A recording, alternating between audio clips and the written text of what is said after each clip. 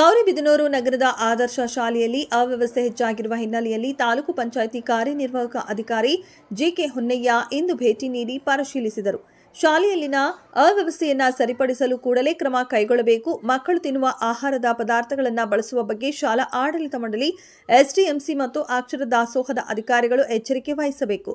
ನಾವು ಸಹ ಮುಂದಿನ ದಿನಗಳಲ್ಲಿ ದಿಢೀರ್ ಭೇಟಿ ನೀಡಿ ಪರಿಶೀಲನೆ ನಡೆಸಲಾಗುವುದು. ಮಕ್ಕಳಿಗೆ ನೀಡುವ ಆಹಾರದ ವಿಷಯ ತುಂಬಾ ಸೂಕ್ಷ್ಮವಾಗಿದ್ದು, ಯಾವುದೇ ಶಾಲೆಯಲ್ಲಿ ಮುಂದಿನ ದಿನಗಳಲ್ಲಿ ಇಂತಹ ಯಾವುದೇ ರೀತಿಯ ಘಟನೆಗಳು ಕಂಡುಬಂದರೆ ಶಿಸ್ತು ಕ್ರಮ ಜರುಗಿಸಲಾಗುವುದು ಎಂದರು.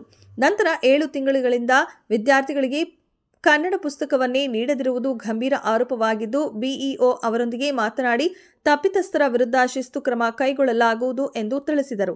ಇದೇ ಸಂದರ್ಭದಲ್ಲಿ ಶಾಲಾ ಮುಖ್ಯಸ್ಥೆ ಗಂಗಾಂಬಿಕೆ, ತಾಲೂಕು ಪಂಚಾಯಿತಿ ಸಹಾಯಕ ನಿರ್ದೇಶಕ ಬಾಲಕೃಷ್ಣ, ಅಕ್ಷರ ದಾಸೋಹ ಸಹಾಯಕ ನಿರ್ದೇಶಕ ನರಸಿಂಹಪ್ಪ ಮುಂತಾದವರು ಹಾಜರಿದ್ದರು.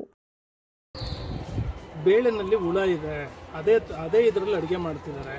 ಜೊತೆಗೆ ತರಕಾರಿ ಹಾಕೋದು ತುಂಬ ಕಡಿಮೆ ಇದೆ ಅಂತ. ಇವತ್ತು ನಾನು ಬಂದಿದ್ದ ಉದ್ದೇಶ ಏನು ಅಂತಂದರೆ ಅವ್ರಿಗೊಂದು ಎಚ್ಚರಿಕೆ ಇರಲಿ ಅಂತ. ಎಚ್ಚರಿಕೆ ನೆಕ್ಸ್ಟ್ ನಾವು ಹೆಂಗೆ ಅಂತಂತಂದರೆ ಯಾರಿಗೂ ಹೇಳಲ್ಲ, ನಾನೇ ಸರ್ಪ್ರೈಸ್ ವಿಸಿಟ್ ಆಗ್ತೀನಿ.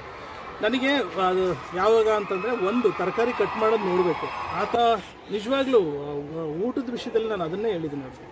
ಊಟದ ವಿಷಯ ಅತ್ಯಂತ ಸೂಕ್ಷ್ಮ ವಿಷಯಗಳು. ಈ ವಿಷಯಗಳಲ್ಲಿ ನೀವು ಜಾಗರೂಕರಾಗಿರಬೇಕು. ಈ ಥರ ಹುಳ ಇದೆ ಅಂತಂತಂದ್ರೆ ಅದು ವೇಸ್ಟ್ವಾಗ್ಲಿ ಇದೊಂದು ಸೀರಿಯಸ್ ಅಫೆನ್ಸ್.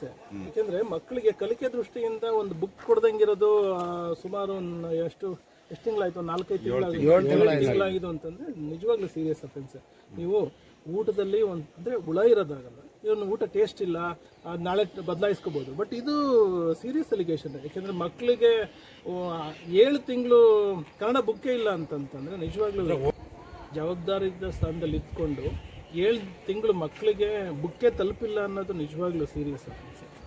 ಇದ್ರ ಬಗ್ಗೆ ನೀವೇನ ಕ್ರಮ ತಗೊಂತೀರಾ ಸರ್? ಖಂಡಿತ.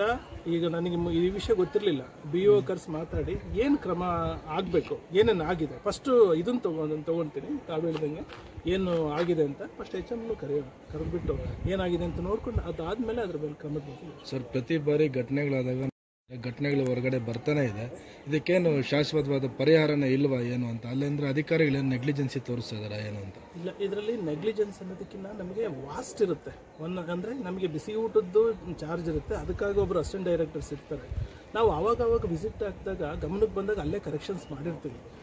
ಆದರೆ ಇವ್ರದ್ದು ಜವಾಬ್ದಾರಿ, ಬೇಸಿಕ್ ಜವಾಬ್ದಾರಿ, ಇವ್ರ ಜವಾಬ್ದಾರಿ ತಗೊಳ್ಳಿದ್ದೇ ಈ ಥರದ್ದು ಘಟನೆಗೆ ಕಾರಣ ಆಗಿದೆ.